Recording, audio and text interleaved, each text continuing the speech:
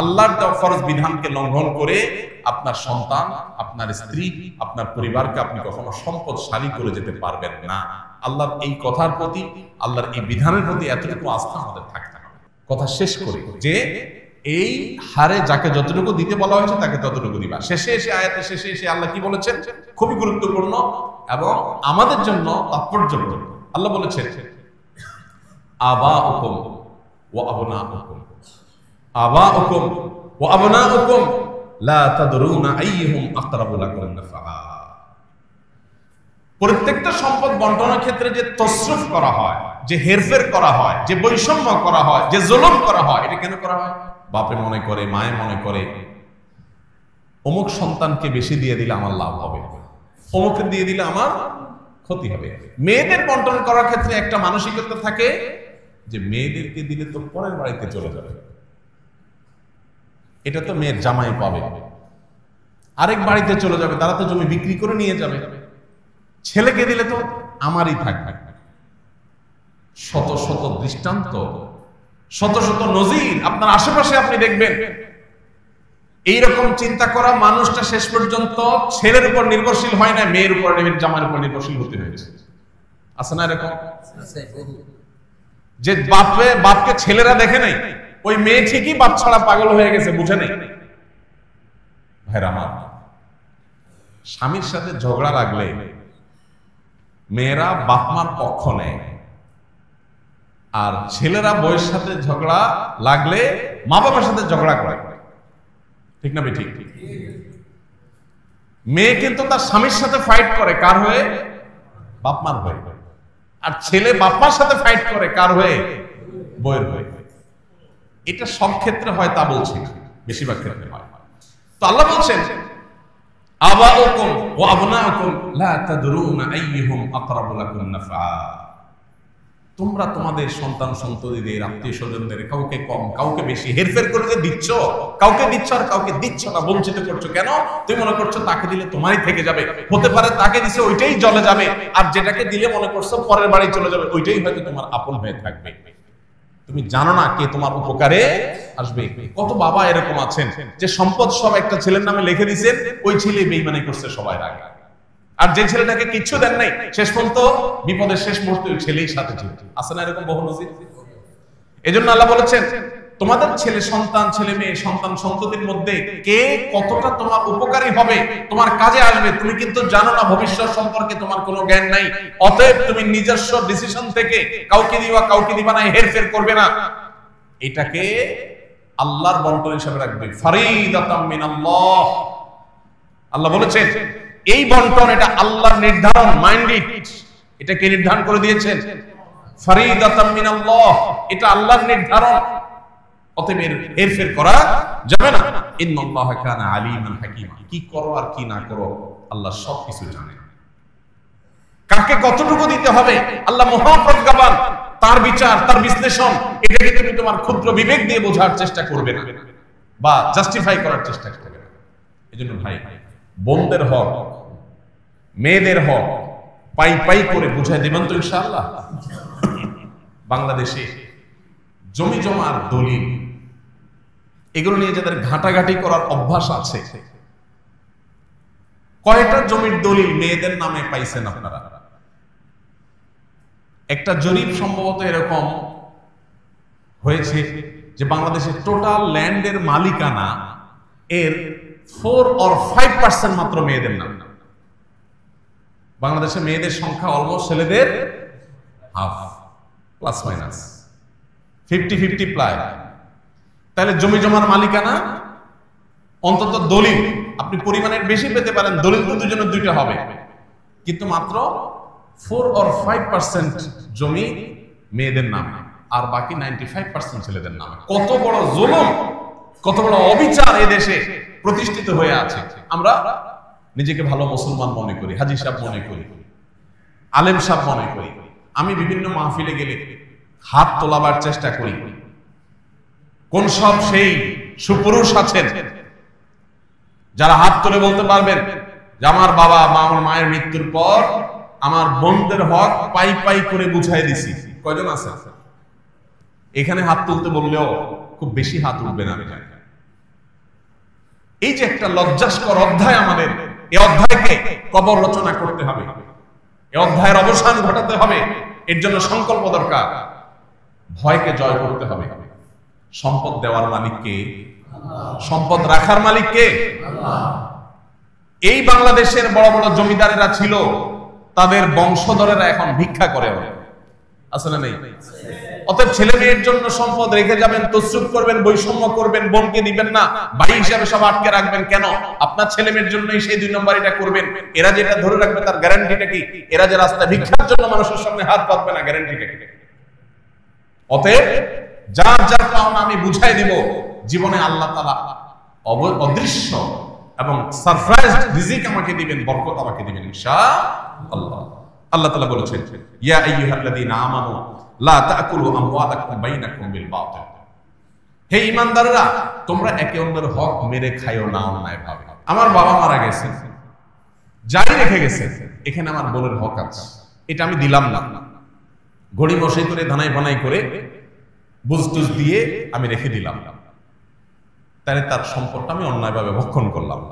নবী করিম সাল্লাল্লাহু আলাইহি ওয়াসাল্লাম একটা হাদিস সহিহ বুখারী মুসলিম এক জায়গায় বর্ণনা করেছে। তিনি বলেছেন, মানে কাতাআ শিবরাম মিনাল আরদ যুলমা, কেউ যদি কারো অন্যায়ভাবে 1 বিঘত সম্পদ আত্মসাৎ করে, 1 বিঘত সম্পদ আত্মসাৎ করে, যারা আইল ঠেলেন, কত বিঘত যে ঠেলতে ঠেলতে নিয়ে গেছেন আল্লাহ জানে। 1 বিঘত সম্পদ যদি কেউ কারো আত্মসাৎ করে, নবীজি সাল্লাল্লাহু আলাইহি ওয়াসাল্লাম বলেছেন 7 তবক জমিনকে কিয়ামতের ময়দানে তার গলায় ঝুলিয়ে দেওয়া হবে। কত জমিন লাগে তোরবেন নেই, সেদিন মৃত্যু হবে না, কষ্ট যন্ত্রণা এটা ঠিকই হতে থাকবে। ভাইরা আমার, আল্লাহ রাব্বুল আলামিন আল্লাহর বিধিবিধানের সামনে আমাদেরকে আত্মসমর্পণ করার, সেরকম ঈমানি শক্তি ধারণ করার তৌফিক নসিব করুন। আমিন। ভাইরা আমার, আমরা আমাদের বোনদের হক যদি মেরে খাই, তাদের হক যদি নষ্ট করি, সম্পদ যদি আত্মসাৎ করি, তাতে কি হবে? প্রথমত জীবনের বরকত চলে যাবে। এই যে সম্পদ রাখবেন, এই সম্পদ আসলে তেমন কোনো কাজে আসবে না। সম্পদ রাখবেন, সাথে ক্যান্সার চলে আসতে পারে, কিডনি ড্যামেজ হয়ে যেতে পারে, হার্টে ব্লক হতে পারে, এমন কিছু হতে পারে যে সম্পদ মারছেন বোনের 5 লাখ টাকা, রোগ আল্লাহ ধরায় দিবে 10 লাখ টাকা, টেরও পাবেন না। দ্বিতীয়ত, এটা সাধারণ হারাম না, আত্মীয়তার বন্ধন ছিন্ন করার হারাম। আত্মীয়তার বন্ধন ছিন্ন করার হারামটা, এটা আরো জঘন্য হারাম। এর পাশাপাশি আরেকটা বিষয় থাকে এখানে, সেটা হলো যে কখনো কখনো বোনরা হয়তো ছোট থাকে, এতিম হলে সেক্ষেত্রে এতিমের হক মেরে খাওয়ার আরেকটা গুনাহ এখানে যুক্ত হয়, কতগুলো অপরাধ এখানে যুক্ত হয়। আর এই জন্যই আল্লাহর ভয় অন্তরে লালন করতে হবে। নবী সাল্লাল্লাহু আলাইহি ওয়াসাল্লাম বলেছেন, লা ইয়ারবু লাহমুন নাবাতা মিন সুহতিন, কারোর শরীর যদি হারাম উপার্জন দ্বারা গঠিত হয়, ফান্নারু আউলা বিহি, তাহলে জাহান্নামের আগুন সেই শরীরের জন্য অধিকতর উপযুক্ত। এই হারাম উপার্জনকারী ব্যক্তির দোয়া কবুল হয় না, ইবাদত কবুল হয় না, আমল কবুল হয় না, নেক আমল কবুল হয় না, আল্লাহর কাছে সে দায়ী হিসাবে থাকে। আল্লাহ রাব্বুল আলামিন আমাদের সবাইকে সতর্ক এবং সচেতন থাকার তৌফিক দান করুন। আমরা সবাই দায়িত্বশীল হব তো ইনশাআল্লাহ। বোনদের হক না দেওয়ার ক্ষেত্রে একটা খোলা যুক্তির কথা বলেছি যে তাদেরকে বিয়ে দেওয়া হয়েছে, অনেক টাকা খরচ হয়েছে। বাবা থাকলে বাবার দায়িত্ব, বাবা যদি মারা যান বিয়ে দেওয়ার দায়িত্ব কার? ভাইদের। আপনি দায়িত্ব পালন করেছেন, কোনো অনুকম্পা অনুগ্রহ করেন নাই যে ওইটাকে কাটাকাটি করবেন। অর্থাৎ বিয়েতে যে টাকা গেছে ওই টাকা আপনি কাটাকাটি করে সম্পদ দিবেন না সেখান থেকে, না, এটা করার সুযোগ নেই। এক। দ্বিতীয়ত, আমাদের সমাজে অনেক বড় বড় কুসংস্কার আছে সংক্রান্ত। এর ভিতরে মেয়েদের হক মেরে খাওয়ার জন্য ছেলেরা একটা কুসংস্কার বানাইছে, সেটা হলো বাবার বাড়ির হক নিলে এটা সয় না। শুনছেন আপনারা? হাইরে হাইরে, মানে বাটপারি এই লেভেলের সম্ভব? আপনি চিন্তা করেন, একই বাবার সম্পদ, ছেলে সব আগলে ধরে রাখবে, ভোগ করবে, তার সইবে, কোনো অসুবিধা নেই। বোনদের বেলায় এটা বলা হয়, মেয়েরা বাবার ভাইয়ের হক নিতে হয় না, বাবার হক নিলে কি হয়? এটা সয় না, ধ্বংস হয়ে যাবে সব, এটা রেখে যাও, এটা আমার কাজে লাগবে। কত নম্বরের বাটপারে চিন্তা করে, কত বড় ডাহা মিথ্যা কথা। ডক্টর খন্দকার আব্দুল্লাহ জাহাঙ্গীর রহমানের কাছে প্রশ্ন করা হয়েছিল, কোন ভাই যদি বোনের হক মেরে খায় বাবার সম্পদে, তাহলে বোন তার বিরুদ্ধে মামলা মোকদ্দমা করে বিচার বসিয়ে এটা আদায় করাটা উচিত হবে কিনা, নাকি মাফ করে দেওয়া উত্তম? ডক্টর আব্দুল্লাহ জাহাঙ্গীরউল্লাহ বলেছেন তার বিরুদ্ধে মামলা মোকদ্দমা করে আদায় করাটা উত্তম। কেন উত্তম? বলেন যে বোন যতই মুখ দিয়ে বলুক তার মনে কষ্ট থাকবে, এখানে আরো মানুষের হক জড়িত আছে। মামলা মোকদ্দমা করে যেভাবে হোক জোর জবরদস্তি করে যদি নিজস্ব হকটা আদায় করতে পারে, তাহলে এই ভাইটা কিয়ামতের দিন পাকড়াও থেকে বেঁচে যাবে, এটা তার উপকার হবে। এই জন্য ভাই, বাবার বাড়ির হক মেয়েরা নিলে তাদের সয় না, এই ডাহা মিথ্যা কথার বিরুদ্ধে আমাদের সংগ্রাম করতে হবে। দ্বিতীয়ত, আমাদের সমাজে মেয়েরা বাবার বাড়ির হক নিয়ে গেলে এটাকে অনেকে খারাপ চোখে দেখে, মনে করে যে আরে এটা কোনো কথা হলো। মেয়েরাও হেজিটেশন করে নিতে চায় না, কারণ বিয়ের পর স্বামীর সংসার করতে চলে যায় শ্বশুর বাড়িতে, কিন্তু তার নাইটা পোতা আছে তো বাবার বাড়িতে, যার কারণে বাবার মায়ের প্রতি টানটা ঠিকই থাকে। বিয়ের পর 30 বছর 40 বছর 50 বছর পার হওয়ার পরেও বার্ধক্য এসে গেলেও তখনও মনে চায় একটু বাবার বাড়িতে যাই ঘুরে। তো যদি হক নিয়ে আসি তাহলে কোন মুখে সেখানে আবার যাব, এরকম একটা ব্যাপারও থাকে। এবং সাধারণত আমাদের সমাজে কোনো মেয়ে বাবার বাড়ি থেকে হক টক নিয়ে গেলে, জমে জমে সব বোঝা নিয়ে গেলে, সে আসলে অনেক ছোট লোক ভাই আছে যারা মনে করে যে এখন আর সে কেন আসবে, বাগিনারা কেন আসবে, বোন কেন আসবে। যতদিন হক নেয় না ততদিন বোন আসলে মোরগ জবাই হয়, গরুর গোশত দিয়ে কিনে বাজার করে রান্না করে খাওয়া হয়, কারণ হক আছে। আর হক নিয়ে গেছে তখন মনে হয় পর হয়ে গেছে, এখন পর্যন্ত তার আসার কোনো রাইট নেই। পরিষ্কার জেনে রাখা দরকার, ভাই এবং বোনের সম্পর্ক কি শুধু সম্পদকে কেন্দ্র করে? অতএব বোন যদি তার প্রাপ্য হক বুঝিয়ে নেয়, তারপরও মৃত্যু পর্যন্ত এই বোনের সাথে সুসম্পর্ক বজায় রাখতে হবে।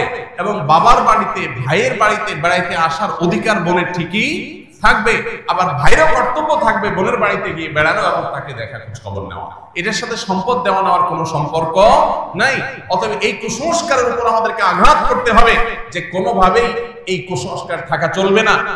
ভাইয়ের হক থেকে বা বাপের হক থেকে, সম্পদ থেকে বোন সম্পদ নিয়ে গেলে সেই বোন, সেই মেয়ে আর বাপের বাড়িতে আসতে পারে না, এটা সঠিক কথা নয়। বরং সম্পদ নিয়ে গেলেও আসতে পারবে, সম্পদ থাকার মধ্যে তো অবশ্যই আসতে পারবে, বলাই ভালো। এই জন্য ভাই, এই কুসংস্কারটা আমাদের দূর করতে হবে। অনেক ক্ষেত্রে দেখা যায় একটা সিন ক্রিয়েট করা হয়। কিরকম সিন ক্রিয়েট করা হয়? মেয়েদের সম্পদ মারার ক্ষেত্রে দুইটা সিন ক্রিয়েট হয় সাধারণত। একটা হয় বাসর ঘরে, মহর দেওয়ার বেলায় আসে, ফুসলায়া ফাসলায়া, মেয়েরা লাজুক প্রকৃতির হয়। বাঙালি মেয়ে, মুসলিম মেয়ে আরো বেশি লাজুক হয়, যত ধার্মিক তত লাজুক হয়। এই জন্য বাসর ঘরে ফুসলায়া ফাসলায়া, দেখো মোহর তো 10 লাখ 1 টাকা ধরছে মুরব্বীরা, তা আমার তো দেওয়ার সামর্থ্য নাই, আমি ইনশাল্লাহ তো সামনের মাসে বা 1 বছরের মধ্যেই সর্বোচ্চ আমি ইটালি চলে যাবো, সৌদি আরব চলে যাবো, কত 10 লাখ হবে, সবই তো তোমার। বউ তখন বেচারি শরমে পড়ে বলে যে আরে কি বলেন এসব, আমার কোনো দায় দাবি না এগুলা। এই যে মুখে না দাবি আদায় করলে সিন ক্রিয়েট করে, একটা পরিবেশ ক্রিয়েট করে, এটা হলো আরেক বাটপারি। আপনার বিয়ে করতে বলছে কে? মোহরের টাকা জোগাড় করার মতো ক্ষমতা না থাকলে এটা তো লজ্জার কথা যে বাসর রাতে আপনি বোর কাছে টাকার জন্য মাপ চাইতেছেন। মেয়েরা যদি শরীয়র মাসালা ভালো করে বুঝতো তো বলতো খবরদার, মহানা পরিষদের আগে কোনো আওয়াজ নাই, কোনো আলাপ নাই, আগে পরিশোধ করো। তারা তো জানে না শরীয়ত তাদেরকে কি অধিকার দিয়েছে। আরেকটা বাটপারি হয় বাবার মৃত্যুর পর, মায়ের মৃত্যুর পর বোনদেরকে দাওয়াত দেয় ভাইয়েরা, বাগিনা বাগিনী এবং জামাই সমেত। এরপরে কবজি ডুবাই খাওয়ায়, মুরগি, হাঁস, কলিজা, গরু গোস্ত, মাছ ফ্রাই, ভুনা, বিভিন্ন আইটেম খাওয়ায়া এরপরে শাড়ি, লুঙ্গি, কাপড় চোপড় দিয়া এরপরে আওয়াজ ওঠায়, আলাপ ওঠায়, নাটক শুরু হয়। বলে দেখো বোন, তোমার বিয়েতে অনেক টাকা পয়সা খরচ হয়েছে, এদিকে বাবা অসুস্থ ছিল, বাবার পিছনে লাখ লাখ টাকা খরচ করা লাগছে, সেগুলো তো আমিই করছি, সব তো তোমরা জানো। আল্লাহর রহমতে তোমরা তো আছো, ভালোই আছো, আল্লাহ তো কষ্টে রাখেন। এখন বাবার সম্পদের শহীদ অনুযায়ী তোমাদের কিছু পাওনা আছে, এখন তোমরা যদি বলো সেগুলো আমি ভাগযোগ করে দেব, বলো কি করা যায়। বোনটার লজ্জা, না ভাই কি বলে না, আরে লাগবে না থাক। বোনরা চিন্তা করে এই এতিম গরিব ভাই আমার অসহায় ফকিরের মতো ভিক্ষা চাইতেছে, ছেড়ে দেবে। এই যে বোনটা ছেড়ে দিল, সে কি আসলে মন থেকে ছেড়ে দিয়েছে? এই ছেড়ে দেওয়াটা কি মন থেকে? হ্যাঁ, কিছু এক্সেপশন কেস আছে যে বোন ভগ্নিপতিদের আল্লাহ অনেক দিয়েছে, অডেল দিয়েছে, ভাইরা বরং অনেক গরিব অভাবী, তখন বোনরা যদি উইলিংলি বলে দেখো ভাই বাবার সম্পদে আমারও হক আছে, বাট আমি নিলাম না, তোমরা কষ্টে আছো, আমি দায়মুক্ত করে দিচ্ছি, তোমরা ভাগ করো, সমস্যা নেই, ভিন্ন কথা। কিন্তু আপনি সিন ক্রিয়েট করলেন, বোন লজ্জায় পড়ে গেল, এরপরে সে বললো মাফ করে দিল, আপনি বললেন হুজুর আমি তো মাফ নিছি, এই মাফ হবে না। দেখুন, মেয়েদেরকে ঠকানোর জন্য বহু রকম কুসংস্কার আমরা সৃষ্টি করেছি, এর বিরুদ্ধে আমাদেরকে সংগ্রাম করতে হবে। এই অবহেলিত ফরজ, এই ফরজটাকে প্রতিষ্ঠা করতে হবে, বোনদের হক আদায় করে দিতে হবে। অনেকে আছেন বাবার হক ভোগ করছেন, বাবায় ফুফুর হক মারছে, বাবা ফুফুরটা দাদার সম্পদে ফুফুর হকটা দেয় নাই বাপ চাচারা, এখন আপনি ছেলে বলতেছেন আমার তো দায় নাই। জি না, আপনারও দায় আছে। আপনার দায় কি? আপনার হিস্সায় যতটুকু আসছে এখানে আনুপাতিক হারে ফুফুর কতটুকু হক আছে ওইটা তাকে আপনি বুঝাই দিতে হবে, না হলে আল্লাহর কাছে আপনি দায়ী থাকবেন। আমরা অন্য ধার দানা নিয়ে হিসাব নিকাশ করি, কিন্তু এগুলো নিয়ে সেভাবে হিসাব নিকাশ করি, এটা অনেক অনেক গর্হিত বিষয়। আরেকটা ভয়াবহ কাজ হয়, যারা দেয় বোনদের হক দেয় তারা আরেকটা 2 নম্বরই করে। দেখেন কত রকম লেয়ারে লেয়ারে 2 নম্বর। সেই 2 নম্বর এটা হলো বলে যে বোনরা ভিটা বাড়িতে পায় না, ভিটা বাড়ি এটাতে পায় না, তাহলে কোথায় পাবে? নাল জমিতে। এখন ধরেন ভিটা আছে 1 বিঘা, ধানের ক্ষেত আছে 2 বিঘা, মোট 3 বিঘা। যখন ভাগ হবে, ধরেন ভাই একজন আছে, বোন একজন আছে, ফর এক্সাম্পল, তো ভাইয়ে ধরেন 2 বিঘা পাবে, বোনে ধরেন 1 বিঘা পাবে, ভাইয়ের অর্ধেক পাবে। এইরকম পরিস্থিতিতে সাধারণত মেয়েদেরকে কোনটা দেওয়া হয়? ক্ষেতেরটা। তাহলে বোন 1 বিঘা পাইলো ক্ষেতের, আর ভাই 2 বিঘা পাইল। 1 বিঘা হলো ভিটার, আর 1 বিঘা হলো ক্ষেতের। বন্টনটাকে ইনসাফ সম্মত হলো? কেন হয় না? কারণ ভিটার যে 1 বিঘা এটার ভ্যালু হয়তো ক্ষেতের 4 বিঘার সমান, তাহলে জমি হয়তো সমান সমান দিচ্ছেন, তার ভ্যালু কি নাই? সমান না। এই জন্য জমি সমান সমান দিলে হবে না, ভ্যালু হিসাব করতে হবে। যে ফর এক্সাম্পল 1 বিঘা ভিটা আছে, এই ভিটার 1 বিঘার দাম 10 লাখ টাকা, আর নিচে খেতে আছে সেগুলা বিঘার দাম 3 লাখ করে, তাহলে 3 3 6, আর এখানে 10 16 লাখ। 16 লাখের মধ্যে বোন ভাই যদি ধরেন বোনের দ্বিগুণও পায়, আর যদি ভাই তার অর্ধেকও পায়, তাতে কত পায়? প্রায় 5 লাখ প্লাস মাইনাস, আর ভাই হলো 10 লাখ প্লাস। তো বোন 10 লাখ 5 লাখ প্লাস, আর ভাই 10 লাখ প্লাস। এবার আসেন ক্ষেতের যদি 1 বিঘা পায়, তাহলে 1 বিঘার দাম 3 লাখ, আরো বাকি আছে 2 লাখ প্লাস। ওই 2 লাখ প্লাস হয় ক্যাশ দিয়ে দিতে হবে, আর না হলে বিটা থেকে এক পাশ থেকে দিয়ে দিতে হবে, তারপর দায় মুক্ত হবে। জিনিসটা কি ক্লিয়ার হয়েছে? অনেক বোনেরা এই জায়গাটাতে এসে বঞ্চিত হয়, এবং এটা একটা লজিক্যাল কারণও থাকে। বাইরে বলে যে দেখো আমাদেরকে তো ভিটায় বসবাস করতে হবে, তোমাদেরকে দিন এটা বিক্রি করে গেলে আমরা কোথায় কি করি? কিন্তু শরিয়ার বিধান হলো বোনরা যদি ওই ভিটাতেই পায়, ধরেন কারোর ভিটাই আছে আর কোনো ক্ষেত নাই, তাহলে ক্ষেত থেকেই কিন্তু বন্টন হবে, এবং সেখান থেকে প্রয়োজনে তারা বিক্রি করে নিয়ে যাবে। আপনি তাহলে ছেলেরা থাকবে কোথায়? থাকবে তো তারা জানে, তাদের আল্লাহ জানে। আমার হক আমার বাবার সম্পদে, আমি এটা নেব, তুমি কোথায় থাকবা তুমি বুঝবা। তুমি প্রয়োজনে আমার সাথে নেগোসিয়েশনে আসবা, অন্য কোনোটা দিয়ে অদল বদল করবা, বা আমার কাছ থেকে লোন নিয়ে থাকবা, না হলে আমার মালিকানা বাড়িতে ভাড়ায় থাকবা। কি অধিকার মেয়েদেরকে শরীয়ত দিয়েছে, কিন্তু আমরা পদে পদে সেটাকে লঙ্ঘন করছি। এই জন্য ভাই আমাদেরকে দীপ্ত কণ্ঠে শপথ করতে হবে, আমরা বোনদের কোনো হক মারবো না ইনশাআল্লাহ। আমি মনে করি মেয়েদের হককে প্রতিষ্ঠা করবার জন্য এদেশে শরিয়া কোড প্রতিষ্ঠা করা অপরিহার্য। শরিয়া কোড যদি থাকে সেখানে বাধ্য করা হবে শরিয়ার আইন অনুযায়ী ভাইদেরকে বোনদের হক বুঝাই দিতে। কোনো ভাই দিবে না, তার বিরুদ্ধে আইনানুগ ব্যবস্থা করা হবে।